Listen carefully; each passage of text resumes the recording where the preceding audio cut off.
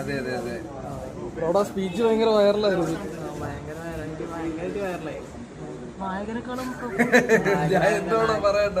നായകനെക്കാട്ടി ഹൈക്കോന്റെ വിജയം. അങ്ങനെയൊന്നുമില്ലടാ. അത് director sir എന്ന ക്യാരക്ടറാണ്. ഞാനായിട്ട് പ്രത്യേകിച്ചൊന്നും ഇതിന്റെ അകത്ത് കയറി. അതല്ല മറ്റേ ഈ സ്പീച്ചിലില്ലേ ഭയങ്കര ഇൻസ്പയർഡ് ആയിട്ട് ഭയങ്കരമായിട്ട് പാഷനേറ്റഡ് ആയിട്ടുള്ള ഒരു ആക്ടർ സംസാരിക്കണ പോലെ എൻജോയ് ചെയ്തില്ല. അത് ഭയങ്കരമായിട്ട് വൈറലായിട്ടുണ്ടായിരുന്നു. അതെ, അതിപ്പം ആൾക്കാർക്ക് അത് കണക്ട് ആയത് എന്റെ ഭാഗ്യമാണ്. ചിലപ്പോൾ ആരെങ്കിലും ഇത് ഓവറാണെന്നൊക്കെ പറഞ്ഞ് വിട്ടേനെ. ഭാഗ്യത്തിന് അത് എല്ലാവർക്കും കണക്ട് ആയെന്നുള്ളതായിരുന്നു എന്റെ ഭാഗ്യം. അതെ. ഇതിന്റെ ഒരു ആഫ്റ്റർ എഫക്ട് എങ്ങനെ ഉണ്ടായിരുന്നു? ആ ഒരു സ്പീച്ച് അടിപൊളിയാണ്. ഇപ്പൊ പടം ഇറങ്ങിയപ്പോൾ പോലും റെസ്പോൺസ് കിട്ടുന്നത് നല്ല റെസ്പോൺസ് ആണ്. അപ്പം ഇതൊക്കെ ഞാൻ ആദ്യമായിട്ട് എക്സ്പീരിയൻസ് ചെയ്യുന്നത്. അപ്പം ഭയങ്കര അടിപൊളിയായിട്ടുള്ള സംഭവം. അതായത് ഈ ഒരു സ്പീച്ച് ഇത്ര വൈറലായി കഴിഞ്ഞിട്ട് ആരുടെയെങ്കിലും ഒരു പ്രതികരണം ഭയങ്കര അജു ചേട്ടനൊക്കെ വിളിച്ചിരുന്നു. അജു വർഗീസ് ചേട്ടനൊക്കെ വിളിച്ചിരുന്നു. ഇൻസ്റ്റഗ്രാമിലൊക്കെ പുള്ളി പോസ്റ്റ് ഒക്കെ ഇട്ടിട്ടുണ്ടായിരുന്നു. അതേപോലെ മെമ്മറബിൾ ആയിട്ടുള്ള എന്തെങ്കിലും മൂവ്മെന്റ് ഉണ്ടായോ? എല്ലാം ഇപ്പൊ എനിക്ക് കിട്ടുന്ന മെസ്സേജുകളാണെങ്കിലും ശരി, ഇത്രയും ആൾക്കാർ മെസ്സേജ് ചെയ്യുന്നതൊക്കെ എന്റെ ലൈഫിൽ ആദ്യമായിട്ടാണ് ഉണ്ടാവുന്നത്. അപ്പൊ അതിന്റെ ഒരു എക്സൈറ്റ്മെന്റ്, സന്തോഷമുണ്ട്.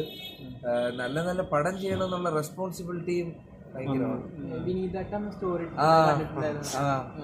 അയ്യോ, അത് ഭയങ്കര. ഞാൻ വിനീതേട്ടനോട് ചാൻസ് ഒക്കെ ചോദിച്ചിട്ടുണ്ട്. ഐ മീൻ, എനിക്ക് ഡയറക്റ്റ് ആയിട്ടില്ല ഇങ്ങനെ മെസ്സേജ് ഒക്കെ അയച്ചു. ഞാൻ വിനീതേട്ടൻ എനിക്ക് പ്രോപ്പർ നേരിട്ട് തിരാ സമയത്ത് പ്രീമിയർ എന്ത് നടന്നപ്പോൾ കണ്ടിട്ടുണ്ടെന്നല്ലാതെ.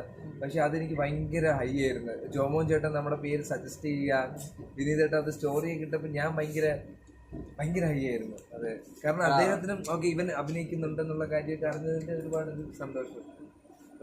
എന്താണ് വിജയായിട്ടുള്ള ബന്ധം എങ്ങനെയാ പോടാന്നുള്ള ആദ്യമായിട്ട്